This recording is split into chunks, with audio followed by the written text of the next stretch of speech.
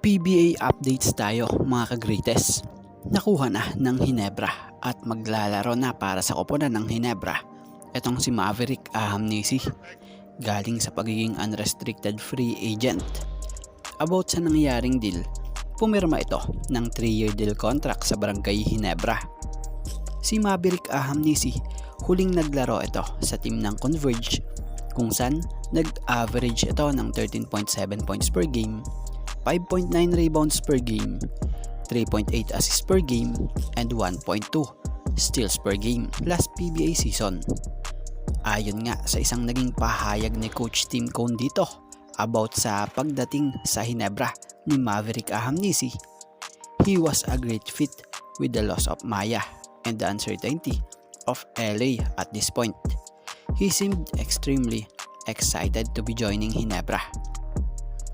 At alam nyo ba na plano ni Coach Tim Cone na gawing trio itong sila Scottie Thompson, Stanley Pringle, and Maverick Ahamnisi para sa Barangay Ginebra. Plano ni Coach Tim Cone na pagsabay-sabayin sila at sa kampo naman ng San Miguel Beermen. At dito kay Kit Jimenez, marami ang natuwang fans ni Kit Jimenez matapos tawagin sa huling yugto ng PBA draft ang pangalan nito. Kit Jimenez, he was picked by the Beermen in 9th round at 79th overall in the PBA 48 season rookie draft. Ayon nga sa ilang pahayag ni Kit matapos siyang kunin sa PBA draft ng SMB, para nga raw siyang nasa langit. Pangarap niya nga raw kasi ito, bata pa lang siya. Alam nyo bang hindi na ine-expect ni Kit na kukunin siya ng SMB?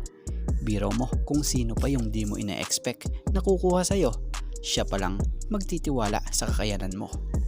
Kaya ngayon na na-drop nga raw siya ng SMB, ito yung chance niya na makakampi ang iniidolo niya na si Terrence Romeo. At sa mga hindi nakakaalam, may kailangan pa nga gawin si Kit Jimenez bago siya tuluyang makapaglaro sa regular season ng PBA for SMB team. Ito ay makapagpa-impress sa kampo ng SMB para makakuha siya ng kontrata rito. Kaya abangan natin kung mabibigyan ba siya soon ng SMB contract.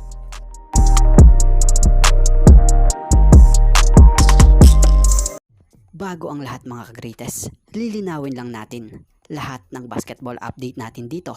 Lahat totoo at hindi puro rumors. Kaya naman, pakisuportahan nyo naman po ang ating YouTube channel na ito na Greatest Fireball TV. Please don't forget to like, comment, and share and subscribe para lagi kayong ma-update sa mga susunod pa nating legit basketball update.